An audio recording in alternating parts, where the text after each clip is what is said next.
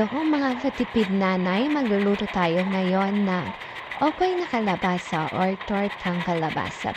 Kailangan lang natin dito yung kalabasa, meron tayong harina, cornstarch, at nilagyan ko rin pala yan ng konting crispy fry na garlic flavor.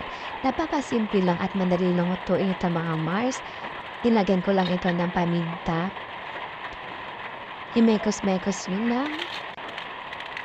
At pampalasa. Nilagyan ko rin siya ng isang itlog or pwede kayong gumamit ng 2 itlog. Depende sa inyo mga Mars. Mekos-mekos lang natin ulit hanggang sa sila ay maghalo-halo. At habang ginagawa nyo yan, pwede na rin kayo magpainit ng mantika.